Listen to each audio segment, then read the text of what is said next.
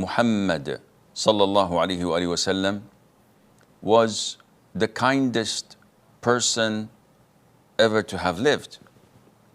And he was the best of people in moral conduct and ethics and way of dealing with people.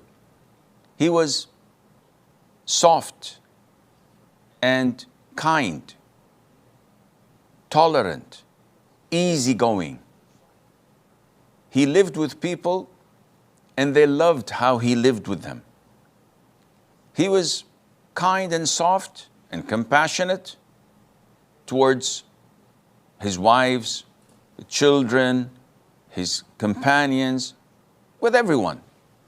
Everyone who knew him loved him at first sight.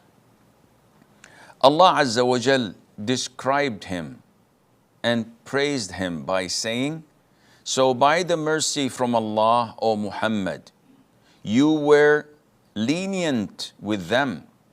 And if you had been rude in speech and harsh in heart, they would have disabandoned from about you."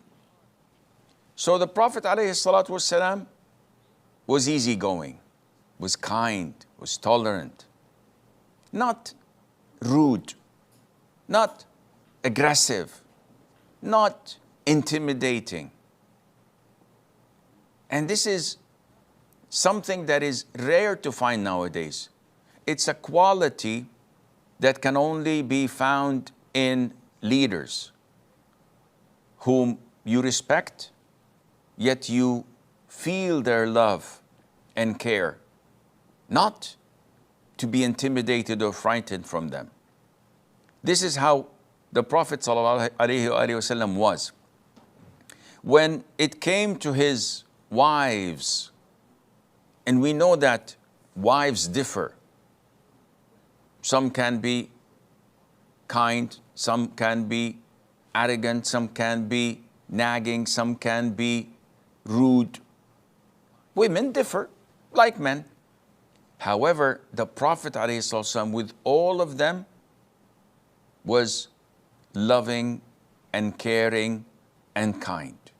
He used to check on them, each one, every single day. 9 women, he used to check on them in the morning and then after Asr. Nowadays, we hear complaints from so-called men who are married to more than one, and their wives complain that he may abandon her for a month or two without even calling or texting or checking, or not even paying them their allowance and providing for them the essentials such as food and shelter. These are not real men, let alone to be Muslims. Because this is not how the Prophet dealt with his wives, alayhi salatu wassalam. He, when he married Aisha, she was a young girl, and she loved him more than anything on earth. And he, sallallahu alayhi wa sallam, would appreciate and put into consideration her young age. So he used to send her other young girls to play with, her friends, so that she wouldn't be feeling lonely. He also used to do whatever she desired. As long as it was halal, he would go with it. Once, the Abyssinians were playing with their swords and spears in the masjid, a form of training, a form of, let's say, dancing, but it's training actually. And the Prophet ﷺ was watching them. Aisha came from behind, from inside her house, and the Prophet said, "Would you like to watch?" And she said, "Yes." He wouldn't say, "No, go, hide, don't look, don't watch, don't do this, don't do that," like so many of us may do, prohibiting what is permissible, just to be safe. No, to be safe, don't do this, without any knowledge. the Prophet ﷺ said to her, come. She placed her chin on his shoulder and kept on watching. And after a while, the Prophet said, had you had enough? And she said, no, no, no, I'd like to watch more. And the Prophet would leave her, alayhi salatu wassalam. Whenever she drank from a glass, let's say milk, the Prophet would take the glass and search for where she had placed her lips on to drink from and drink from the same spot, just to show her how much love he has for her. And of course, a woman would be delighted to see her husband not being repulsed or disgusted to use the same utensils she had used. Like we always make a joke when I say to my wife, bring me a spoon, please, so I can eat with. She says, take my spoon. I said, okay, wash it 7 times with water and once with soil. And then I get a smack on the face. This is a joke, but unfortunately there are men who may act like this. No, no, no, I wouldn't eat with the same spoon. The Prophet ﷺ did that. He even went further to see when she had a bite from a bone that had meat on it, he would take it and look where she snatched the meat from and do the same from the same spot. And this makes the love grow between the spouses. When he used to call his wife, he used to use what's known in Arabic as at-tarkhim. And at-tarkhim is deleting a letter or two to give a nickname. So instead of Aisha, he would say, Ya Aish. And that is a beautiful way of calling her.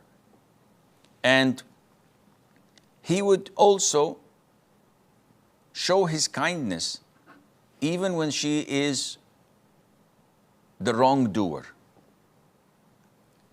It was reported in an authentic hadith by Nu'man ibn Bashir, may Allah be pleased with him and with his father, that once the Prophet ﷺ was with Aisha in their home and they were in a heated argument. Like any couple, when Abu Bakr, Aisha's father, sought permission to enter. So he was given the permission and he entered his daughter's home. And he found Aisha shouting at the Prophet ﷺ, in a sense, raising her voice when talking to him. And he charged on her, wanting to beat her and scold her, saying to her, do you raise your voice up over the Prophet ﷺ? And when the Prophet saw this, of course, if he is the husband and his wife was treating him like this, and it's her father who wants to reprimand her and scold her or beat her up, I didn't do anything. I didn't ask for it. I don't mind. Be my guest. No. The Prophet ﷺ immediately intervened and stood in Abu Bakr's face. And he prevented him, of course, from doing anything because he was in his face, in his way. So Abu Bakr left the house angrily with his daughter. So the Prophet ﷺ went to terrified Aisha and said to her, don't you see? I prevented him from beating you up. Don't you see? I saved you from the man. You should be appreciative. Look how kind I am to you. So he's showing her what he did to her. And a few minutes later, she started laughing with him and the Prophet was laughing with her back and they were happy again. Abu Bakr came to the house again, wanted to see what things are happening there. And when he entered and found them laughing and giggling, he said, O Prophet of Allah, as you have engaged me in your war moments ago, engage me in your peace and tell me what you're laughing about. No harm's done. And the case was resolved. This is how kind the Prophet was, alayhi salatu wassalam. He was extremely kind with children, whether his own or others. The Prophet alayhi salatu wassalam used to show his kindness. Ibn Abbas, his cousin, may Allah be pleased with him, he used to say that the Prophet ﷺ once saw me, he wiped over my head and made dua that Allah grants me wisdom. Anas ibn Malik, his servant, was a boy, a young boy serving the Prophet ﷺ. The Prophet would always address him by saying, Ya bunay, my son.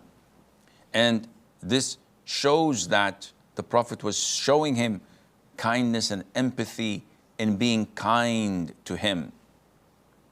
Not only that, even toddlers, 4 years, 5 years of age, the Prophet would nickname them. Anas, may Allah be pleased with him, had a brother. And this brother had a small bird in a cage. And when the bird died, the boy wept and was saddened by it. And every time the Prophet came into their house, alayhi salatu wasalam, would say, Ya Aba Umayr, ماذا فعل النغير? He would nickname him, a child. And he say, Ya Aba Umayr, the father of Umayr. And the boy did not have a wife, let alone a child. But this is one of the etiquettes in Islam, to nickname children. And also there was this young girl that the Prophet used to call Khalid. He used to joke sometimes, but he never says any lies. He jokes, but never says any lies. Anas says, once the Prophet ﷺ called me, "Oh, you with the 2 ears."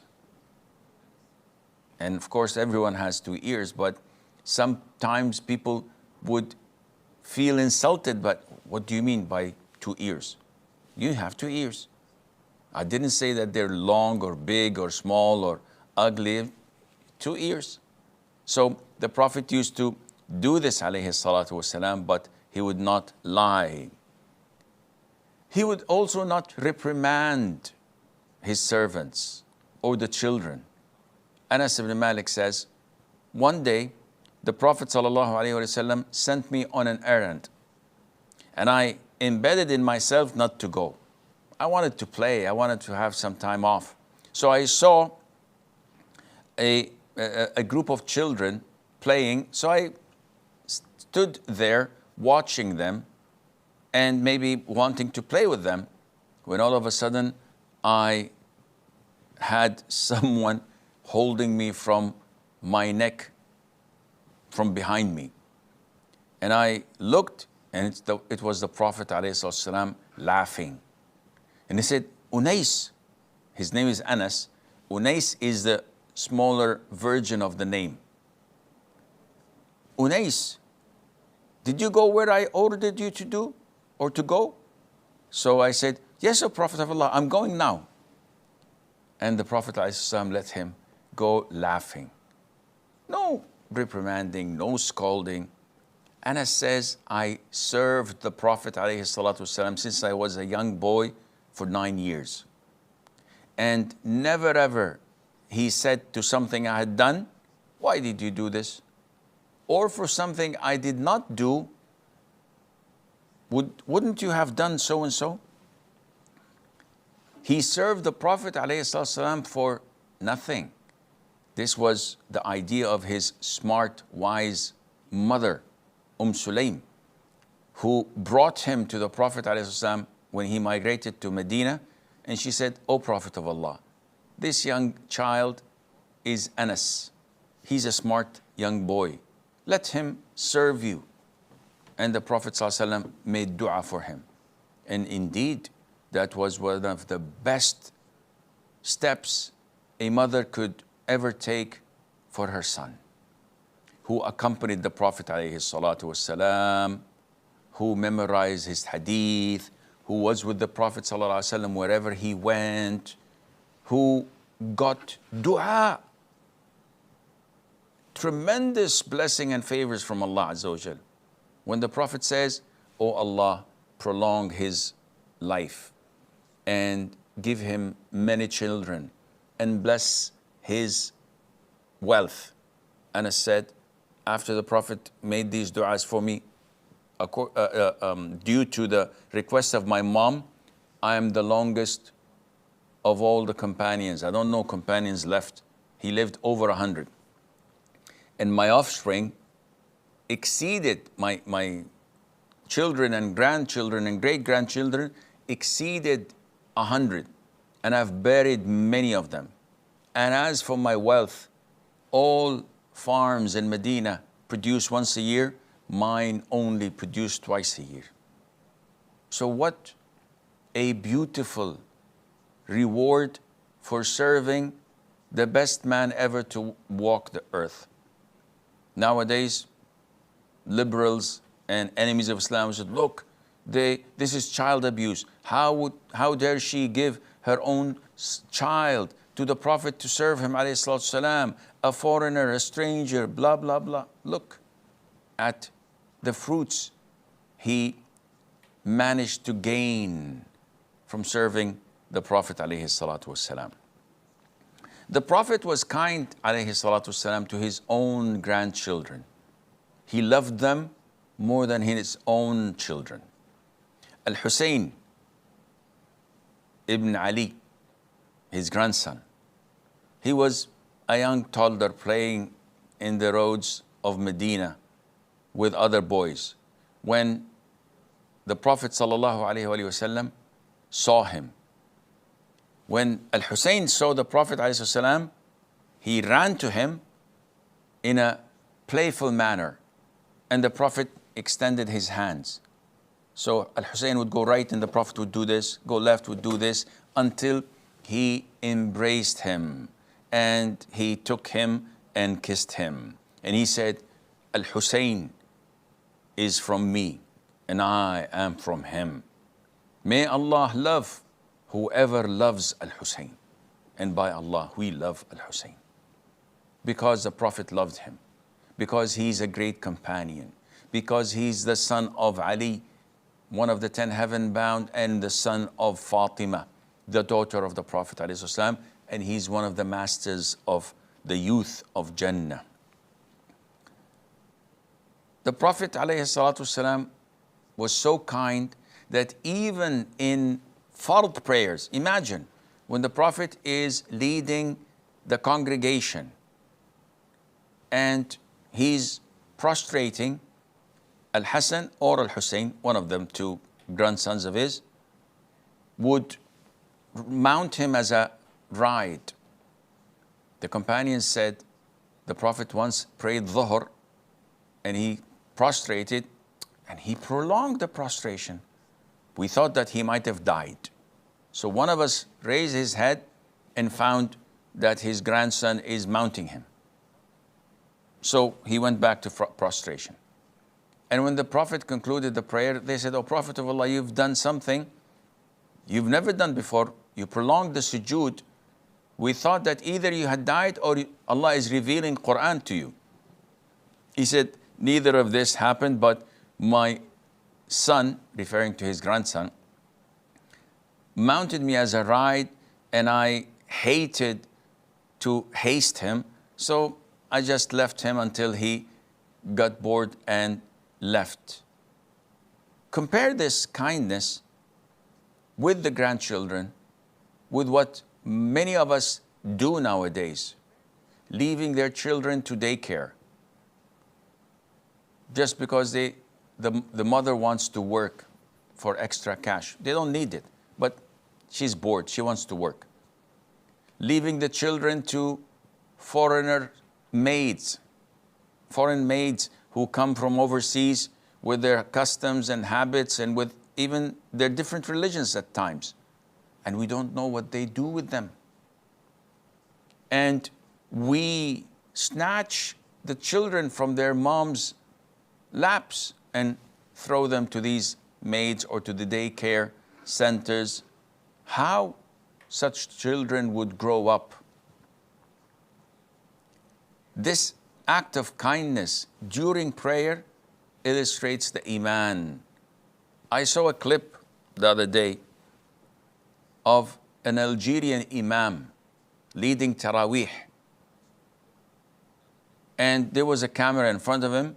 And while he was reciting, a cat climbed all over him to sit on his shoulder, licking his face, and his, subhanallah, recitation was not interrupted. He just patted the cat while continuing to recite the Quran instead of tossing it against the wall or stepping on it or doing something or being frightened. Subhanallah.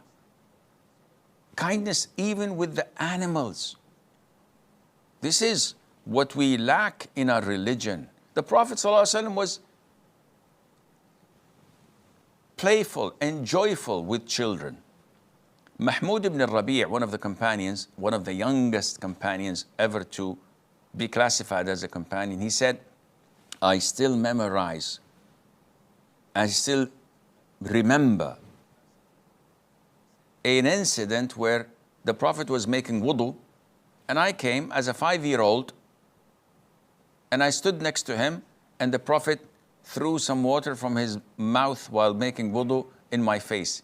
Like we do with children when they are standing next to us and we throw water in their faces and they laugh and enjoy this. So Mahmud, who's a stranger, but recalls how the Prophet was kind to him, alayhi salatu wassalam. The Prophet was kind even to his companions, even when they were angry. Once he went to his daughter's house, Fatima, and he asked, where's Ali? And she confessed, we had a fight or a heated argument. Yes, we're companions. We're heaven bound, but we're humans.